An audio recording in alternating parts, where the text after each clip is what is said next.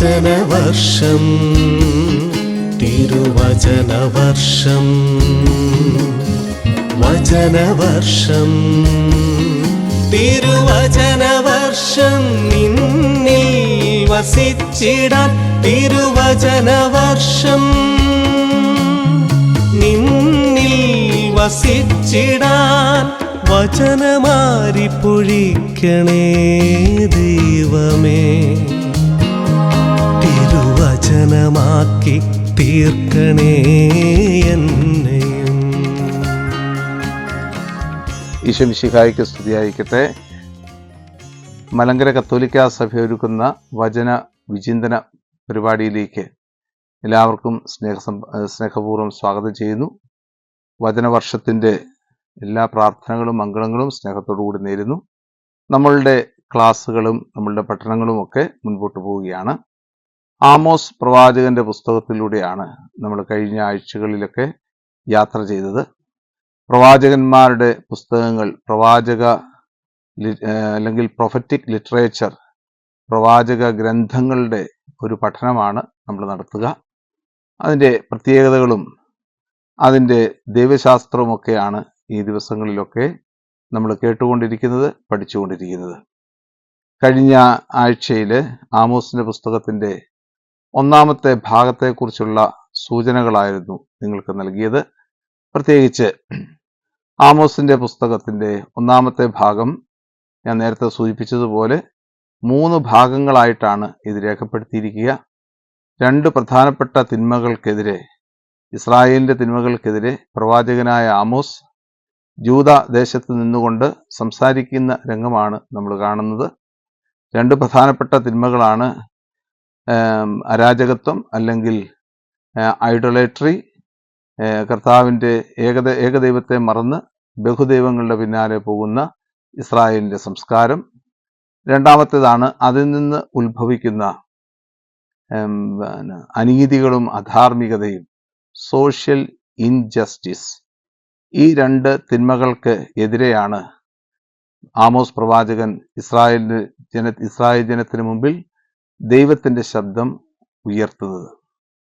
നേരത്തെ സൂചിപ്പിച്ചതുപോലെ ജൂദാദേശത്ത് ജെറുസലേമിൽ ആയിരിക്കുന്ന ഈ ആമോസ് പ്രവാചകൻ ഇസ്രായേലിന്റെ അധപ്പതനത്തെ മുമ്പിൽ കണ്ടുകൊണ്ടാണ് സംസാരിക്കുക.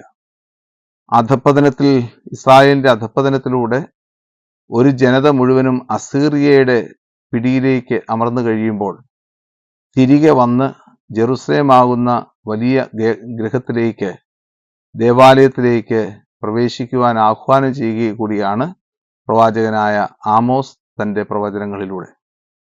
പ്രവചനങ്ങളെ 3 രീതികളിലായിട്ട് നമ്മൾ മനസ്സിലാക്കി. ഒന്നാമത്തെ രീതിയാണ് ഓറക്കിൾസ് അഗനിസ്റ്റ് നേഷൻസ്, രാജ്യങ്ങൾക്കെതിരെ ദൈവമായ കർത്താവ് നടത്തുന്ന ശക്തമായിട്ടുള്ള ആക്രോശങ്ങൾ. രണ്ടാമത്തെ ഭാഗമാണ് എക്സോർട്ടേഷൻ. 3 മുതൽ 6 വരെയുള്ള അധ്യായങ്ങളിലാണ് ആമോസ് പ്രവാചകൻ ഉപദേശ രൂപേണ ഇസ്രായേൽ ജനതകളോട് സംസാരിക്കുക. മൂന്നാമത്തെ ഭാഗമാണ് വിഷൻസ്, ദർശനങ്ങൾ.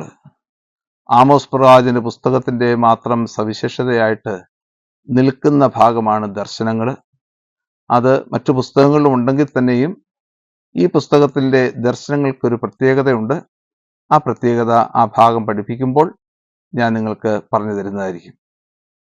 ആമോസിന്റെ പുസ്തകത്തിന്റെ സമാപനം 9-ാം അധ്യായം 10-11 മുതലുള്ള തിരുവചനങ്ങളിലാണ് കാണുന്നത്.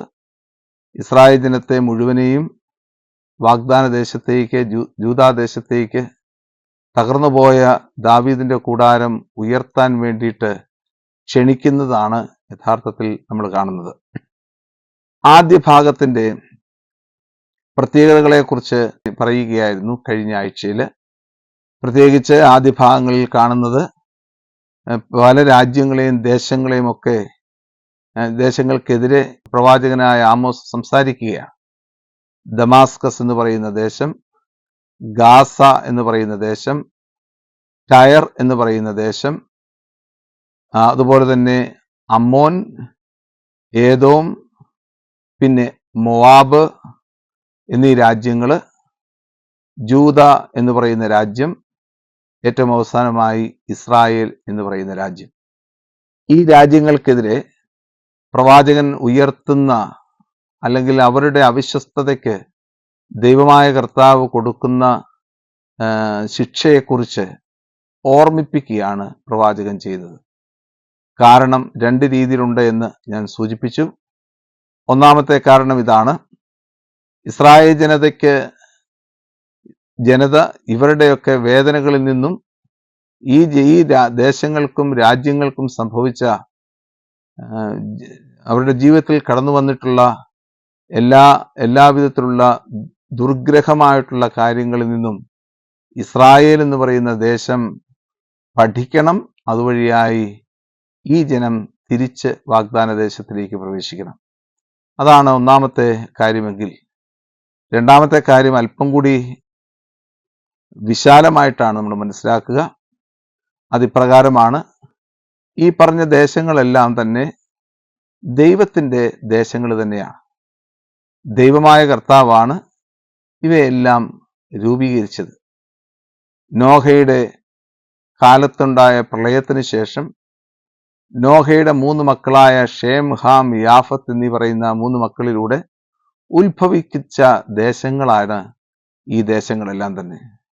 അവര് ഏകദൈവത്തെ മറന്ന് ബഹുദൈവങ്ങളുടെ പിന്നാലെ പോയപ്പോൾ അവർക്കുണ്ടാകുന്ന ജീവിതത്തിൽ കടന്നു വന്നിട്ടുള്ള വേദനകളും ബുദ്ധിമുട്ടുകളും അതാണ് യഥാർത്ഥത്തിൽ ഇവിടെ കാണുന്നത്. ഇങ്ങനെയുള്ള അവസരത്തിൽ ഏകദൈവത്തെ മറക്കാതെ ബഹുദൈവങ്ങളുടെ പിന്നാലെ പോകുന്ന ഇസ്രായേൽ ജനം ഏകദൈവത്തെ മറക്കാതെ കർത്താവിൻ്റെ ദേശത്തേക്ക് തിരിച്ചു വരണമേ എന്ന് പ്രവാചകൻ ഇതിലൂടെ ഓർമ്മിപ്പിക്കുകയാണ് ചെയ്യുന്നത്. അതുകൊണ്ട് ഇത് രണ്ടു പേർക്കും കൂടി ഒരു താക്കീതാണ്. ഇസ്രായേൽ ജനത്തിനൊരു താക്കീത്, 2 മറ്റ് ദേശക്കാര് ഏകദൈവത്തെ ആരാധിക്കാൻ വേണ്ടിയിട്ടുള്ള അതിൻ്റെ ഒരു ആഹ്വാനം കൂടിയാണ്. അപ്പൊ ഇതാണ് നമ്മൾ ഈ പ്രവാചകന്റെ ഓറക്കിൾസ് അഗൈൻസ്റ്റ് നേഷൻസ് എന്നതിൻ്റെ ചരിത്ര പശ്ചാത്തലവും ദൈവശാസ്ത്ര പശ്ചാത്തലവുമായിട്ട് നമ്മൾ കണ്ടത്. ഇന്ന് ഞാൻ പറയാൻ ഉദ്ദേശിക്കുന്നത് 2-ാമത്തെ അധ്യായത്തിൽ കൊടുത്തിരിക്കുന്ന മോവാബ്യരെ കുറിച്ചും അതുപോലെ തന്നെ ജൂദാദേശത്തെക്കുറിച്ചും ഇസ്രായേലിനെ കുറിച്ചുമാണ്. മറ്റു ഭാഗങ്ങളെല്ലാം തന്നെ ചരിത്രപരമായിട്ട് ബന്ധപ്പെട്ടിട്ടുണ്ട് എന്ന് കഴിഞ്ഞ ആഴ്ചയിൽ ഞാൻ നിങ്ങളോട് സൂചിപ്പിച്ചു. മോവാബിനെതിരെ ദൈവമായ കർത്താവിൻ്റെ അതിശക്തമായിട്ടുള്ള ആക്രോശങ്ങളാണ് ഇവിടെ കാണുന്നത്. കർത്താവ് അരുളി ചെയ്യുന്നു: മോവാബ് ആവർത്തിച്ച് ചെയ്ത അതിക്രമങ്ങൾക്കുള്ള ശിക്ഷ ഞാൻ പിൻവലിക്കുകയില്ല. കാരണം അവൻ ഏദോം രാജാവിന്റെ അസ്ഥികൾ കത്തിച്ച് ചാമ്പലാക്കി. മോവാബിന്റെ മേൽ ഞാൻ അഗ്നി അയക്കും എന്ന് പറഞ്ഞുകൊണ്ട് ദേശത്തിനുണ്ടാകുന്ന വലിയ ശാപത്തെക്കുറിച്ചും ശിക്ഷയെക്കുറിച്ചുമൊക്കെയുള്ള സൂചനകളാണ് യഥാർത്ഥത്തിൽ ഈ പ്രവചന ഗ്രന്ഥത്തിൽ കാണുക. ഏതാണ് മോവാബ്? എന്താണ് മോവാബ് ചെയ്ത പാപം? എങ്ങനെയാണ് മോവാബ്യര് നാമാവശേഷമാക്കപ്പെട്ടത് എന്നതിനെക്കുറിച്ചുള്ള ചരിത്ര പശ്ചാത്തലം അറിഞ്ഞെങ്കിൽ മാത്രമേ ഈ പ്രവചനത്തിന്റെ അർത്ഥം പൂർണ്ണമായിട്ട് മനസ്സിലാക്കാൻ പറ്റുകയുള്ളൂ. ഒന്നാമതായി മനസ്സിലാക്കേണ്ടത്, മോവാബ്യര് അമ്മോന്യരും മോവാബ്യരും ലോത്തിന്റെ വംശപരമ്പരയിൽ നിന്നാണ് കടന്നു വരിക. ഉൽപ്പത്തി പുസ്തകം 19-ാമത്തെ അധ്യായത്തിൽ പ്രതിപാദിച്ചിരിക്കുന്ന ലോത്തിന്റെ സംഭവത്തെക്കുറിച്ചും അല്ലെങ്കിൽ സൊദോം ഗോമോറ എന്ന് പറയുന്ന ദേശം നാമാവശേഷമാകുന്നതും അതിനുശേഷം ലോത്ത് കിക്കാർ എന്ന് പറയുന്ന ദേശത്ത് പോയി താമസിക്കുന്നതും അതുവഴിയായിട്ട് അവനുണ്ടാകുന്ന മക്കള്, ലോത്തിൽ നിന്നുണ്ടാകുന്ന മക്കൾ, അവിഹിതമായിട്ടുണ്ടാകുന്ന മക്കൾ മോവാബ്യരും അമ്മൂന്യരുമെന്ന് നമ്മൾ മനസ്സിലാക്കുകയുണ്ടായി കഴിഞ്ഞ ആഴ്ചയിലെ പ്രത്യേകിച്ച് നമ്മുടെ ആദ്യ ഭാഗത്തുണ്ടായിരുന്ന എപ്പിസോഡുകളിലൂടെ. ഇവിടെ മോവാബിന്റെ അതിക്രമം എന്താണ്?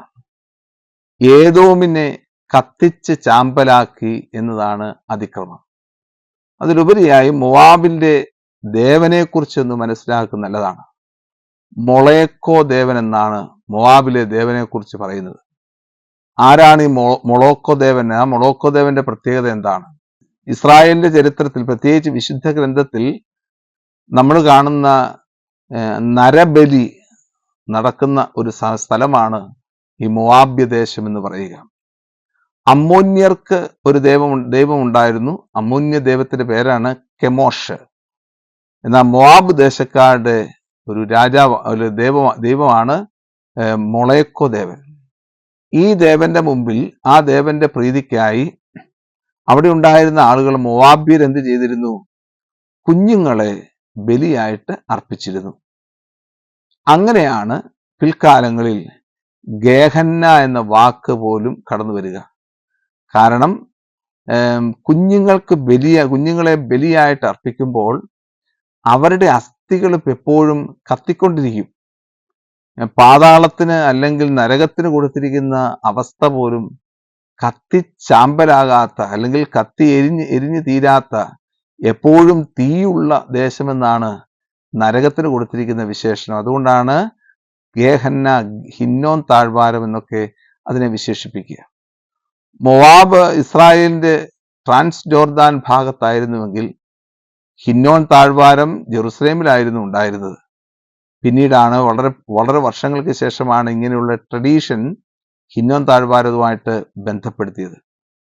ഏദോം എന്ന് പറയുന്ന ദേശത്തിന്റെ ഉണ്ടായിരുന്ന ആളുകളുടെ രാജാക്കന്മാരുടെ അസ്ഥികൾ കത്തിച്ച് ചാമ്പലാക്കി എന്നുള്ളതാണ് ഏറ്റവും പ്രധാനപ്പെട്ട ഒരു പ്രത്യേകതയായി ഇവിടെ കാണുക. എങ്ങനെയാണ് ഈ ഒരു ചരിത്രത്തെ നമ്മൾ മനസ്സിലാക്കേണ്ടത്? മോവാബ് ദേശക്കാരുടെ ചരിത്രം എന്ന് പറയുന്നത് സ്റ്റെല്ല ഓഫ് മേശയുടെ നക്ഷത്രം എന്ന് പറയുന്ന ഒരു പ്രധാനപ്പെട്ട ഒരു ചരിത്ര പുസ്തകത്തിൽ നിന്നാണ് മോവാബ്യരുടെ ചരിത്രമൊക്കെ നമ്മൾ മനസ്സിലാക്കിയെടുക്കുക. നമുക്കറിയാം, അത് മോവാബ് ദേശം പോലും സിറ്റുവേറ്റ് ചെയ്തിരിക്കുന്നത് ഇസ്രായേലിനോട് ചേർന്നാണ്. ജോർദാൻ എന്ന് പറയുന്ന ആ നദിയാണ് യഥാർത്ഥത്തിൽ ഇസ്രായേലിനെയും ജോർദാനെയും വേർതിരിക്കുന്ന ഭാഗം.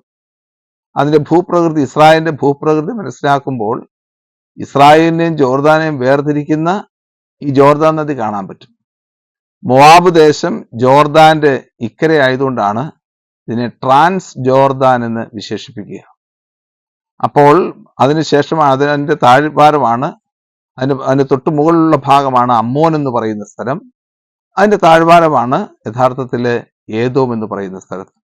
ഇങ്ങനെ 3 പ്രധാനപ്പെട്ട ദേശങ്ങൾ അടങ്ങിയിരിക്കുന്ന പ്രദേശമാണ് യഥാർത്ഥത്തിൽ ഇപ്പോഴ് നമ്മൾ കാണുന്ന ജോർദാൻ, അമ്മാൻ, മോവാബ്, ഏദോം. ആദ്യകാലങ്ങളിലൊക്കെ ഈ പ്രദേശങ്ങളിൽ രാജാക്കന്മാരുണ്ടായിരുന്നു. വളരെ ശക്തമായിട്ടുള്ള രാജനിരകളൊക്കെ ഉണ്ടായിരുന്നു.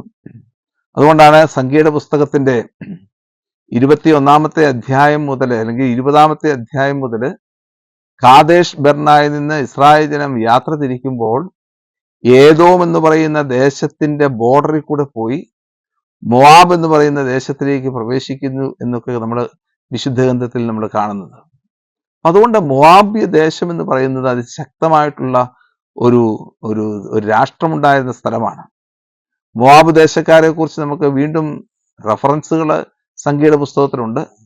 22 മുതൽ 24 വരെയുള്ള അധ്യായങ്ങളിൽ മോവാബിലെ രാജാവായ ബാലാക്ക് എന്ന് പറയുന്ന രാജാവ് ബാലാം എന്ന് പറയുന്ന പ്രവാചകനെ കൊണ്ടുവന്ന് ഈ മോവാബിന്റെ വലിയൊരു മലയുടെ മുകളിൽ കയറ്റി നിർത്തിയിട്ട് അടിവാരത്തിൽ കടന്നു വന്ന ജനതയ്ക്കെതിരെ ശാപവാക്കുകൾ ഉയർത്താൻ വേണ്ടി പറയുന്ന രംഗങ്ങളൊക്കെ നമ്മൾ പഠിച്ചിട്ടുണ്ട്.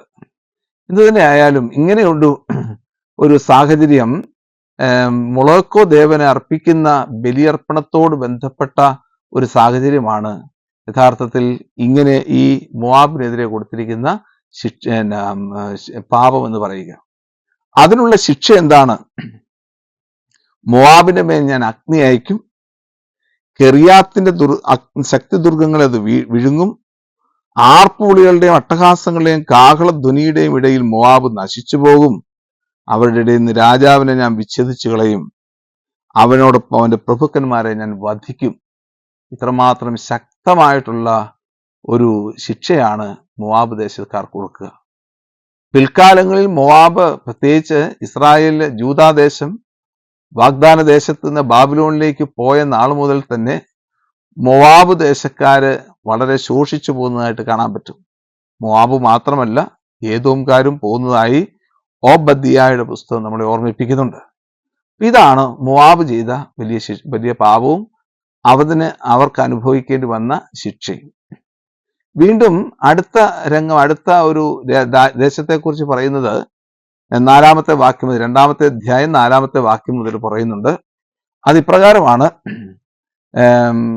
ജൂദാദേശം ആവർത്തിച്ച് ചെയ്ത പാപങ്ങൾക്ക് അതിക്രമങ്ങൾക്കുള്ള ശിക്ഷ ഞാൻ പിൻവലിക്കുകയില്ല എന്ന് പറഞ്ഞുകൊണ്ടാണ് ജൂദാദേശത്തിനെതിരെ ആക്രോശം ഉയർത്തിക്കൊണ്ട് പ്രവാചകനായ ആമോസ് നിൽക്കുക. ജൂദായുടെ ഏറ്റവും പ്രധാനപ്പെട്ട 3 പാപങ്ങളെയാണ് ഇവിടെ കാണുന്നത്. എന്തൊക്കെയാണ് അവരുടെ പാപങ്ങൾ? കർത്താവിന്റെ നിയമത്തെ പരിത്യജിച്ചു. രണ്ടാമത്, അവിടുത്തെ കൽപ്പനകൾ അനുസരിച്ചില്ല. വ്യാജദേവന്മാർ അവരെ വഴിതെറ്റിച്ചു. ഈ 3 പ്രധാനപ്പെട്ട തിന്മകൾ ഒന്നാമത്തെ തിന്മയാണ് ദൈവത്തിന്റെ നിയമത്തെ അവർ ധിക്കരിച്ചു. രണ്ടാമത്തെ തിന്മയാണ് അവർ കർത്താവിന്റെ കൽപ്പനകളെ അനുസരിച്ചില്ല. മൂന്നാമത്തെ തിന്മയാണ്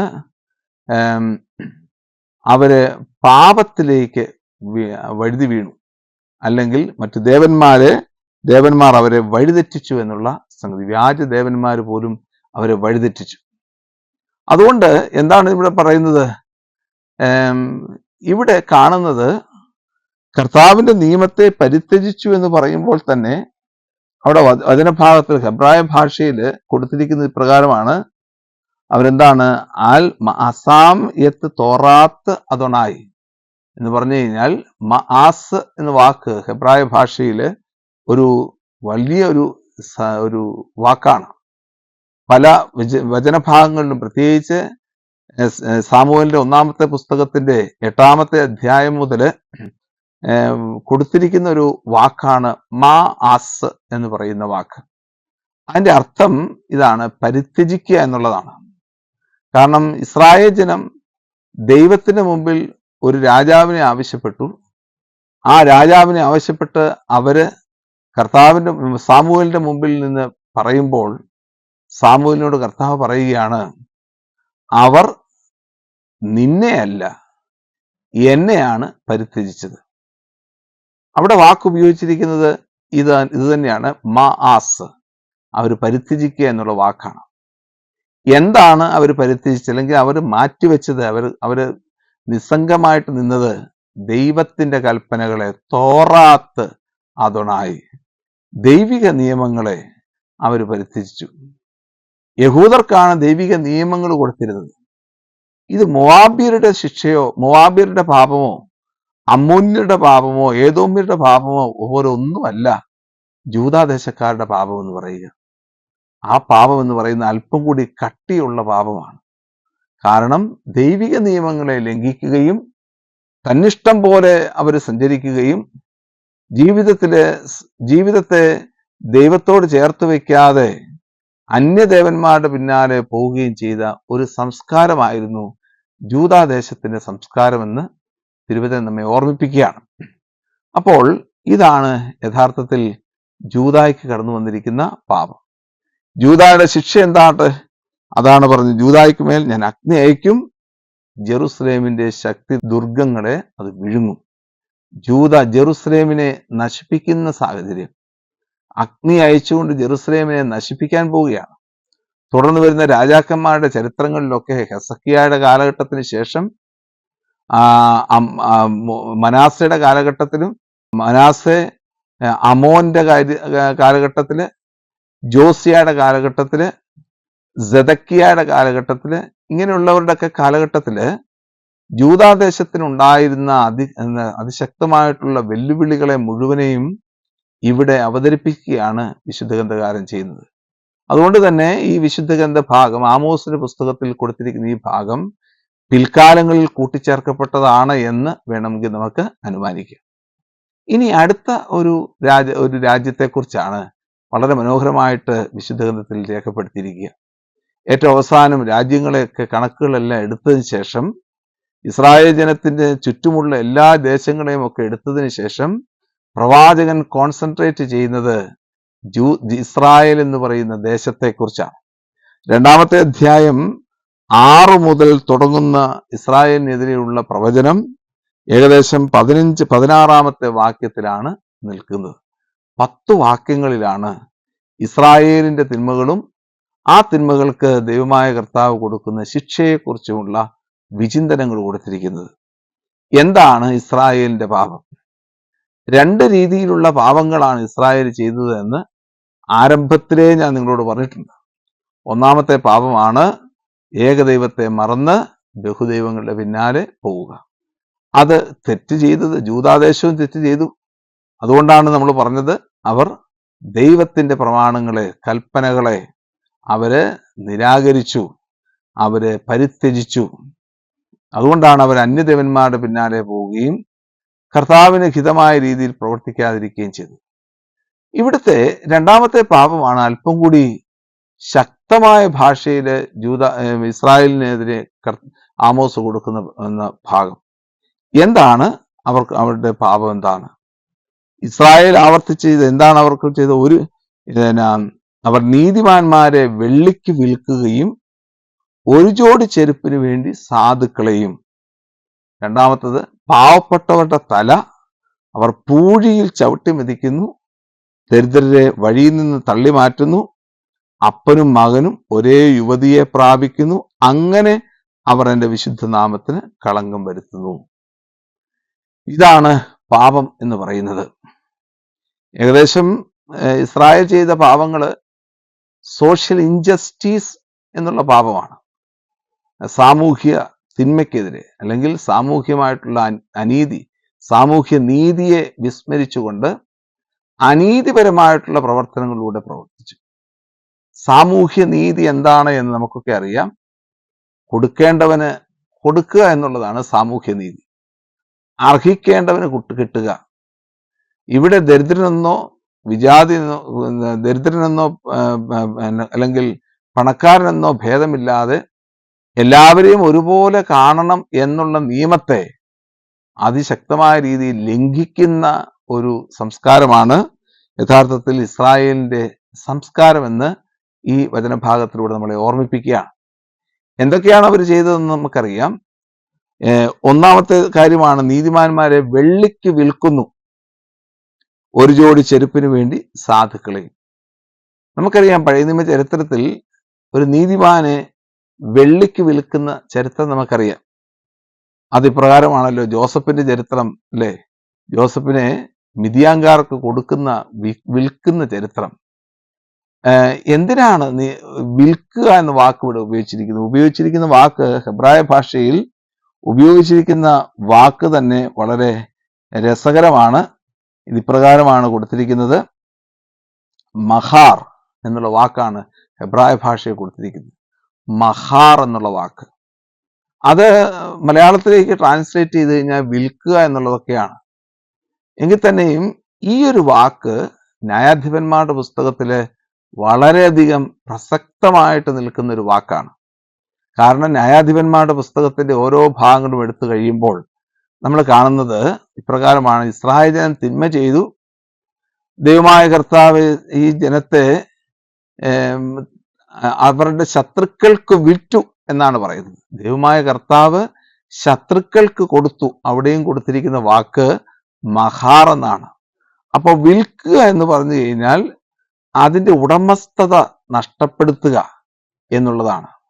ഇവിടെ ഇസ്രായേൽ ജനം മനസ്സിലാക്കുന്നത് നീതിമാൻ എന്ന് പറയുന്ന ആ സംഭവം അല്ലെങ്കിൽ നീതിമാന്റെ സാന്നിധ്യം ഇസ്രായേൽ ഇനി വേണ്ട എന്നുള്ള ഒരു സങ്കല്പത്തിലാണ് ഈ വചനഭാഗം നമ്മൾ അവതരിപ്പിക്കുക. ഇനി ഇസ്രായേൽ നീതിമാൻ എന്ന് പറയുന്ന വേണ്ട. നീതിമാൻ ആരായിരിക്കണം? ദൈവത്തിന്റെ മനസ്സറിയുന്നവനാണ് നീതിമാൻ. അപ്പൊ ഇസ്രായേലിലെ നീതിമാൻ ആരാണെന്ന് ചോദിച്ചു കഴിഞ്ഞാൽ ഏകദൈവ വിശ്വാസി ആയിരിക്കണം ഇസ്രായേലിന്റെ നീതിമാൻ. അങ്ങനെ വരുമ്പോൾ ബഹുദൈവ വിശ്വാസത്തിൽ പെടുന്ന ആളുകൾക്ക് ഈ ഏകദൈവ വിശ്വാസിയായ നീതിമാൻ എപ്പോഴും ഒരു ബ്ലോക്കായിട്ട് നിൽക്കും. അതുകൊണ്ടാണ് പറയുന്നത് നീതിമാനെ വെള്ളിക്ക് വിൽക്കുന്നു. ഇതാണ് അതിന്റെ അർത്ഥം. അപ്പൊ നീതിമാൻ എന്ന് പറയുന്ന വ്യക്തി ഇനി ഇസ്രായേലിൽ ഉണ്ടാകാൻ പാടില്ല.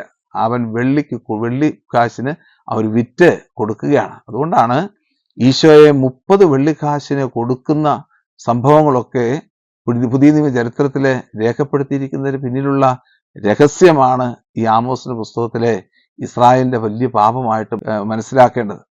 ഈശോയെ 30 വെള്ളിക്കാശിന് വിൽക്കുന്നു. അതുപോലെ തന്നെയാണ് ഇവിടെയും നീതിമാനെ വിൽക്കുന്നത്. ഈശോയുടെ കാലത്ത് നീതിമാൻ എന്ന് പറയുന്ന ഈശോ ഇനി വേണ്ട, ഞങ്ങൾ പറയുന്ന നിയമവും ഞങ്ങളുടെ സംസ്കാരവും ഒക്കെ മതി എന്ന് വിചാരിച്ചുകൊണ്ടിരിക്കുന്ന ഒരു പറ്റം സമൂഹത്തിന് മുമ്പിലാണ് നമ്മളിവിടെ ഈ ഒരു വലിയൊരു തിന്മ കാണുന്നത്. രണ്ടാമതായിട്ട് പറയുകയാണ്, ഒരു ജോഡി ചെരുപ്പിന് വേണ്ടി സാധുക്കളെയും. ഇനി അടുത്ത ഭാഗമാണ് അല്പം കൂടെ ക്രൂരമായിട്ടുള്ള ശിക്ഷ. പാവപ്പെട്ടവന്റെ തല അവർ പൂഴിയിൽ ചവിട്ടി മെതിക്കുന്നു, ദരിദ്രരെ വഴിയിൽ നിന്ന് അകറ്റുന്നു. കാരണം ദരിദ്രന് താമസിക്കാനോ ജീവിക്കാനോ സാധിക്കാത്ത സാഹചര്യങ്ങൾ കടന്നു വരികയാണ്. കാരണം ദരിദ്രൻ എപ്പോഴും ദരിദ്രനായിട്ട് മാറിക്കൊണ്ടിരിക്കുന്ന ആധുനിക കാലഘട്ടത്തിലെ ചിന്താഗതിയോട് സമാനമാണ് നമ്മുടെ ഈ ആമോസിന്റെ പുസ്തകത്തിൽ കാണുന്ന ഈ ചിന്താഗതി. ഇതാണ് യഥാർത്ഥത്തില് സാമൂഹ്യ അനീതി എന്ന് പറയുന്നത്. അപ്പൊ ഈ സാമൂഹ്യ അനീതിക്കെതിരെ ശക്തമായ ഭാഷയിൽ പ്രവാചകനായ ആമോസ് സംസാരിക്കുന്നതാണ് നമ്മളിവിടെ കാണുന്ന തിരുവചന ഭാഗം. രണ്ടാമത്തെ പാപം എന്ന് പറയുന്നത് വളരെ അത് മനസ്സിലാക്കണമെന്നുണ്ടെങ്കിൽ അല്പം കൂടെ ചേർത്ത് 2 വചനഭാഗങ്ങളും കൂടെ ചേർത്ത് വെച്ച് വായിച്ചെങ്കിൽ മാത്രമേ മനസ്സിലാക്കാൻ പറ്റത്തുള്ളൂ. അത് ഇപ്രകാരമാണ്: അപ്പനും മകനും ഒരേ യുവതിയെ പ്രാപിക്കുന്നു. അവിടെ കൊണ്ട് നിർത്തി കഴിഞ്ഞാൽ നമ്മൾ പറയും സെക്ഷൽ ആക്ട് ആണ്. അത് സെക്ഷൽ ആക്ട് എന്ന് പറയുന്നത് അത് വളരെ മോശമാണെന്നൊക്കെയാണ്, അത് അവനിൽ തന്നെ പാപമാണെന്ന് പറയും. ഉടനെ രണ്ടാമത്തെ വാക്ക് എടുത്ത് നോക്കിയേ, അങ്ങനെ അവർ എൻ്റെ വിശുദ്ധ നാമത്തിന് കളങ്കം വരുത്തുന്നു. അതായത് ഈ ലോകത്തിലുള്ള സാമൂഹ്യ അനീതിയും അധാർമികതയും കർത്താവിന്റെ നാമത്തിന്, വിശുദ്ധ നാമത്തിന് കളങ്കം വരുത്തുന്നതാണ് എന്ന് സൂചിപ്പിക്കാൻ വേണ്ടിയിട്ടാണ് ഈ വചനഭാഗം നമ്മുടെ മുമ്പിൽ അവതരിപ്പിച്ചിരിക്കുന്നത്. അപ്പൊ കർത്താവിന്റെ വിശുദ്ധ നാമത്തിന് കളങ്കം വരുത്തുന്ന ഓരോ ജീവിത സാഹചര്യങ്ങളും ഇസ്രായേൽ തന്റെ സമൂഹത്തിൽ നിർവഹിച്ചു എന്നാണ് ഈ തിരുവചന ഭാഗം നമ്മളുടെ മുമ്പിൽ അവതരിപ്പിച്ചിരിക്കുന്നത്. എന്താണ് ഇങ്ങനൊരു സാഹചര്യത്തിലേക്ക് വരാനിടയായ കാരണം? നമുക്കറിയാം, പ്രത്യേകിച്ച് ഒരു ആദ്യകാലങ്ങളില് അപ്പനും മകനും ഒരേ യുവതിയെ പ്രാപിക്കുന്നു എന്നൊക്കെ പറയുമ്പോഴത്തേക്കും ഇത് ഇന്നും നടക്കുന്ന സംഭവങ്ങളൊക്കെയാണ്. പല മേഖലകളിലുമൊക്കെ നമ്മൾ അറിയാതെ, പത്രമാധ്യമങ്ങളൊന്നും റിപ്പോർട്ട് ചെയ്യാതെ പോലും നടക്കുന്ന സംഭവങ്ങളൊക്കെയാണ് ഇന്നും കാണുന്ന സംഗതികൾ. നേരത്തെ, അതായത് ഏകദേശം ഒരു 2750 വർഷങ്ങൾക്ക് മുമ്പ് സംഭവിച്ച കാര്യങ്ങൾ വീണ്ടും നമ്മുടെ സമൂഹത്തിലേക്ക് ആവർത്തിച്ചുകൊണ്ടിരിക്കുകയാണ് ചെയ്യുന്നത്. അതൊരു വശത്ത് നിൽക്കുന്നു. പണ്ട് കാലങ്ങളിൽ കൾട്ട് പ്രോസ്റ്റിറ്റ്യൂട്ട് എന്ന് പറയുന്ന ആളുകളുണ്ടായിരുന്നു. എന്ന് പറഞ്ഞു കഴിഞ്ഞാൽ ദൈവത്തിന്റെ മുമ്പില് അല്ലെങ്കിൽ വിഗ്രഹത്തിന് മുമ്പില് പ്രോസ്റ്റിറ്റ്യൂട്ട് ചെയ്യുന്ന ആളുകൾ, അല്ലെങ്കിൽ ദേവാലയവുമായിട്ട് ബന്ധപ്പെടുത്തി ഈ വ്യഭിചാരം നടത്തുന്ന ഒരു പറ്റം ആളുകൾ പണ്ട് കാലത്തുണ്ടായിരുന്നു. അങ്ങനെ ഉണ്ടായിരുന്ന ആളുകൾക്ക് നമുക്കറിയാം, നമ്മൾ കഴിഞ്ഞ ക്ലാസ്സുകളിൽ പ്രത്യേകിച്ച് ഈ ജൂദ രാജാക്കന്മാരുടെ കാലഘട്ടത്തെക്കുറിച്ച് പഠിച്ചപ്പോൾ റഹോബോവാമിന്റെ കാലത്ത് മെയിൽ പ്രോസ്റ്റിറ്റ്യൂട്ടുകൾ ഉണ്ടായിരുന്നു എന്ന് നമ്മൾ പഠിച്ചായിരുന്നു. പ്രത്യേകിച്ച് രാജാക്കന്മാരുടെ ഒന്നാമത്തെ പുസ്തകം 12-13 അധ്യായങ്ങളിലൊക്കെയാണ് അത് കൊടുത്തിരിക്കുന്നത്. അത് സമ്പൂർണമായിട്ട് എടുത്തു മാറ്റിയ ഒരു രാജാവിനെ കുറിച്ച് നമ്മൾ പഠിച്ചു, ആസ എന്ന് പറയുന്ന യഹൂദ രാജാവ്. അപ്പൊ ഈ കാലഘട്ടത്തിൽ ഇങ്ങനെയുള്ള ഒരു കൾട്ട് പ്രോസ്റ്റിറ്റ്യൂഷൻ നടന്നിരുന്ന ഒരു കാലഘട്ടം ഉണ്ടായിരുന്നു. ആ കാലഘട്ടത്തെ അനുസ്മരിപ്പിക്കാൻ വേണ്ടിയിട്ടാണ് ഇസ്രായേലിന്റെ ഈ ഒരു പാപത്തെ നമ്മുടെ മുമ്പിൽ അവതരിപ്പിച്ചിരിക്കുന്നത്. ഇങ്ങനെയുള്ള പ്രോസ്റ്റിറ്റ്യൂഷൻ അല്ലെങ്കിൽ ഐഡോലേറ്ററി, വ്യഭിചാരം, അഡൽറ്ററി തുടങ്ങിയ ഈ ഒരു കാര്യങ്ങളെല്ലാം തന്നെ എന്താണ് അതിന്റെ ആഫ്റ്റർ ഇഫക്റ്റ് എന്ന് ചോദിച്ചു കഴിഞ്ഞാൽ, ഇത് കർത്താവിന്റെ വിശുദ്ധ നാമത്തെ അശുദ്ധമാക്കുന്നതാണ് എന്ന് തിരുവചനത്തിലൂടെ നമ്മളെ ഓർമ്മിപ്പിക്കുകയാണ് വിശുദ്ധ ഗ്രന്ഥകാരൻ ചെയ്തത്. ഇനി ഇനി അടുത്ത രംഗം എന്താണെന്ന് ചോദിച്ചു കഴിഞ്ഞാൽ, ഈ കളങ്കപ്പെട്ട വിശുദ്ധ നാമത്തെ എങ്ങനെയാണ് പുനർജീവിപ്പിക്കാൻ പറ്റുക, അല്ലെങ്കിൽ പുനരുദ്ധരിക്കാൻ പറ്റുക? അതാണ് നമ്മൾ പ്രത്യേകിച്ച് എസെക്കിയേലിന്റെ പുസ്തകത്തിന് 36 അധ്യായത്തിന്റെ 18 മുതലുള്ള തിരുവചനങ്ങൾ ശ്രദ്ധിച്ചു വായിച്ചു കഴിഞ്ഞാൽ എങ്ങനെയാണ് കർത്താവിന്റെ കളങ്കപ്പെട്ട, അല്ലെങ്കിൽ കർത്താവിന്റെ വിശുദ്ധ നാമത്തിന് കളങ്കം വരുത്തിയ സാഹചര്യങ്ങളെ എങ്ങനെയാണ് പുനർജീവിപ്പിക്കാൻ പറ്റുന്നത്, അല്ലെങ്കിൽ പുനരുദ്ധരിക്കാൻ പറ്റുന്നത്. അതിനകത്ത് പറയുന്ന ഒരു ഭാഗമാണ് ഇതാണ്: നമ്മൾ നമ്മളെ തന്നെ വിശുദ്ധീകരിക്കണം. നമ്മൾ നമ്മളെ തന്നെ വിശുദ്ധീകരിക്കണം. എങ്കിൽ മാത്രമേ കർത്താവിന്റെ വിശുദ്ധ നാമത്തിന് കോട്ടം സംഭവിച്ച സാഹചര്യങ്ങളിൽ നിന്ന് നമുക്ക് അതിനെ പുനരുദ്ധരിക്കാൻ സാധിക്കുകയുള്ളൂ എന്ന് എസെക്കിയേലിന്റെ പുസ്തകം 36 അധ്യായം 18 മുതലുള്ള തിരുവചനങ്ങൾ എടുത്ത് വായിച്ചു കഴിഞ്ഞാൽ മനസ്സിലാക്കാൻ പറ്റും. അപ്പോൾ ഇനി അടുത്ത ഭാഗത്തേക്ക് പ്രവേശിക്കാം. പ്രത്യേകിച്ച് ഈ വചനഭാഗങ്ങളെല്ലാം തന്നെ ഇസ്രായേലിന്റെ പാപത്തെക്കുറിച്ച് മനസ്സിലാക്കി തരികയാണ്. ഇനി അടുത്ത 9 മുതലുള്ള വചനഭാഗങ്ങൾ, 9 മുതൽ 11 വരെയുള്ള വചനഭാഗങ്ങളെ നമ്മളൊന്ന് വളരെ ശ്രദ്ധയോടുകൂടി നോക്കിക്കഴിഞ്ഞാൽ കാണാൻ സാധിക്കുന്നത്, ദൈവമായ കർത്താവ് ഇസ്രായേൽ ജനതയോട് താൻ ചെയ്ത മഹത്തായ കൃത്യങ്ങളെ ഓർമ്മിപ്പിക്കുകയാണ്. നോക്കിക്കോണം, ഈ വിശുദ്ധ ഗ്രന്ഥത്തിന്റെ സ്ട്രക്ചർ നോക്കുന്നത് നല്ലതായിരിക്കും. ഒന്നാമതായിട്ട് പറയുകയാണ്, ഇസ്രായേലെ, നീ ഇത്രമാത്രം തിന്മ ചെയ്തു, ഇങ്ങനെയൊക്കെയാണ് നിന്റെ പാപം. പക്ഷേ ആ പാപം മനസ്സിലാക്കുന്നിടത്തോളം സമയത്ത്, ആ പാപം എന്താണെന്ന് മനസ്സിലാക്കുന്ന സമയത്ത് അവൻ മനസ്സിലാക്കേണ്ടതും അവൻ ധ്യാനിക്കേണ്ടതും മറ്റൊരു കാര്യം കൂടിയാണ്: ദൈവമായ കർത്താവ് എങ്ങനെയൊക്കെയാണ് നിന്നെ സംരക്ഷിച്ചത്. അപ്പൊ നമ്മുടെ ഈ കാലഘട്ടത്തിൽ തന്നെ ആണെങ്കിലും ഈ രീതിയിലുള്ള ഒരു ധ്യാനമാണ് യഥാർത്ഥത്തില് നമ്മുടെ ജീവിതത്തെയൊക്കെ ഒന്ന് മാറ്റിമറിക്കേണ്ടത്. നമ്മൾ പാപികളാണെന്നുള്ളത് നമ്മളെ കർത്താവ് ബോധ്യപ്പെടുത്തി. അതോടൊപ്പം തന്നെ ദൈവം നമുക്ക് വേണ്ടി ചൊരിഞ്ഞ അനന്തമായ നന്മയും അനന്തമായ സ്നേഹവും നമ്മൾ മനസ്സിലാക്കുമ്പോഴാണ് നമ്മുടെ പാപത്തിന്റെ കാഠിന്യത്തെക്കുറിച്ച് മനസ്സിലാക്കുന്നതും നമ്മൾ പാപത്തിൽ നിന്ന് മുക്തി പ്രാപിക്കാൻ വേണ്ടിയിട്ട് തീരുമാനമെടുക്കുന്നതും അതിനനുസരിച്ച് കർത്താവിന്റെ ഹിതത്തിലേക്ക് വിധേയപ്പെട്ട് ജീവിക്കുന്നതും. അതിനു വേണ്ടിയിട്ടാണ് 9 മുതൽ 11 വരെയുള്ള വാക്യങ്ങളെ ഇവിടെ മനോഹരമായ രീതിയിൽ ചേർത്തിരിക്കുന്നത്. ഇപ്രകാരമാണ്: ദേവദാരു പോലെ ഉയരവും കരുവേലവും പോലെ കരുത്തുമുണ്ടായിരുന്ന അമോര്യരെ ഞാൻ അവരുടെ മുമ്പിൽ വെച്ച് തകർത്തു. ഇവിടെ നമ്മുടെ മലയാളം വായിക്കുമ്പോഴത്തേക്കിനും അത് അത്രമാത്രം ശോഭയുള്ളതായിട്ട് തീരുകയില്ല. പക്ഷെ ഹെബ്രായ ഭാഷയിൽ ഈ 9ാമത്തെ വാക്യം ആരംഭിക്കുന്നത് തന്നെ അനോഹി എന്നുള്ള വാക്കുകൊണ്ടാണ്. എന്താണ് ഈ അനോഹി എന്നുള്ള വാക്ക്? ഞാൻ എന്നുള്ള വാക്കാണ്. ദൈവം ഒരു വലിയൊരു ഈ പ്രോനൗൺ, ഹീബ്രായ ഭാഷയിൽ പ്രോനൗൺ ഉപയോഗിക്കുമ്പോഴത്തേന് ഞാൻ എന്ന് പറയുന്നതിന് 2 പ്രോനൗണുകളുണ്ട്. ഒന്ന് അനി എന്നുമുണ്ട്, ഒന്ന് അനോഹി എന്നുണ്ട്. സാധാരണയായിട്ട് അനോഹി എന്ന് പറയുന്ന വാക്ക് ഉപയോഗിക്കുന്നത് സോളം ഒക്കേഷനിലാണ്. ഏതെങ്കിലും ഒരു കാര്യം വളരെ ശക്തമായ രീതിയിൽ പറയാൻ വേണ്ടിയിട്ട് ദൈവം ഉപയോഗിക്കുന്ന ഒരു വാക്കാണ് അനോഹി എന്ന് പറയുന്ന വാക്ക്. ആ വാക്കാണ് ഇവിടെ ഉദ്ധരിച്ചിരിക്കുന്നത്. വേ അനോഹി ഹിഷ്മത്തിയത്ത് മോറി എന്ന് പറഞ്ഞു കഴിഞ്ഞാൽ ഞാനാണ് നിന്നെ അമോര്യരുടെ കൈകളിൽ നിന്നൊക്കെ രക്ഷിച്ചത്. നോക്കി, ഈ അമോര്യരുടെ കൈകളിൽ നിന്ന് രക്ഷിച്ചത്. അത്രമാത്രം ശക്തരായിട്ടുള്ള ഒരു ദേശക്കാരായിരുന്നു അമോര്യര് എന്ന് പറയുന്ന ദേശക്കാര്. അവരുടെ കയ്യിൽ നിന്നൊക്കെ രക്ഷിച്ചത് ഞാനാണ്.